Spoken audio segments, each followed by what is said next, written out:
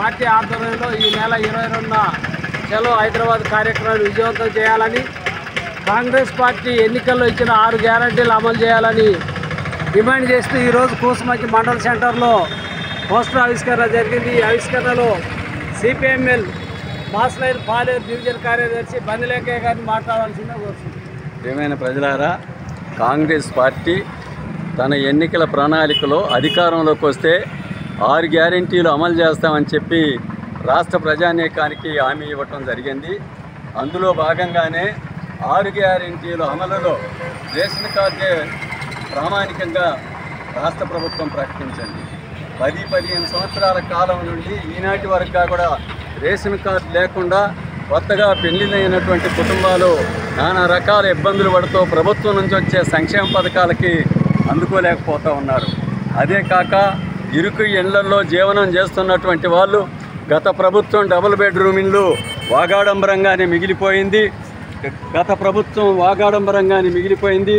ఈ ప్రభుత్వంగా కూడా ఇచ్చిన మాట నిలబెట్టుకొని ఇంటి స్థలంతో పాటు 10 లక్షల రూపాయలు గృహ నిర్మాణానికి ఇవ్వాలని కోరుతా ఉన్నాం. అదేవిధంగా రైతులకు ఏ షరతులు లేకుండా రుణమాఫీ చేయాలని చెప్పి, అదేవిధంగా కొత్త రుణాలు ఇవ్వాలని చెప్పి మేము ప్రభుత్వాన్ని అడుగుతా ఉన్నాం. విద్యార్థులు ఫీజు రియంబర్స్మెంట్ లేక రకరకాలైనటువంటి ఇబ్బందులు పడుతూ వాళ్ళ చదువులు కొనసాగటం లేదు.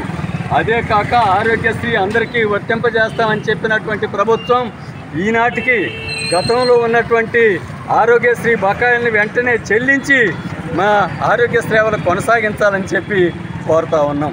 అదేవిధంగా మహిళలకు జీవన భృతి కింద ఇస్తున్నటువంటి 12,000 రూపాయలు ప్రభుత్వం వెంటనే ఇవ్వాలని చెప్పి మేము ప్రభుత్వాన్ని డిమాండ్ చేస్తా ఉన్నాం.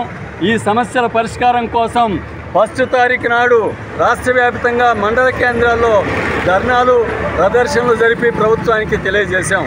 8వ తారీఖు రోజు అన్ని జిల్లా కేంద్రాల్లో కూడా ఈ సమస్యల్ని ప్రభుత్వం దృష్టికి తీసుకెళ్లాలని చెప్పి కలెక్టర్లతో మాట్లాడి కలెక్టర్లకి వినతి పత్రాలు ఇచ్చాం.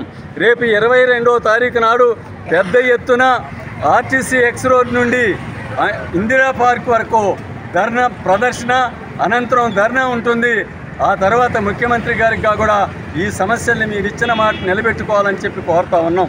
ఈ 6 గ్యారెంటీలతో పాటు 7వ గ్యారెంటీగా ప్రజాస్వామ్యాన్ని పరిరక్షిస్తామని, వాక్ స్వాతంత్ర్యాన్ని పునరుద్ధరిస్తామని చెప్పినటువంటి మాటలను కూడా ప్రభుత్వం నిలబెట్టుకోవాలని చెప్పి మేము తెలంగాణ ప్రభుత్వాన్ని డిమాండ్ చేస్తూ ఉన్నాం.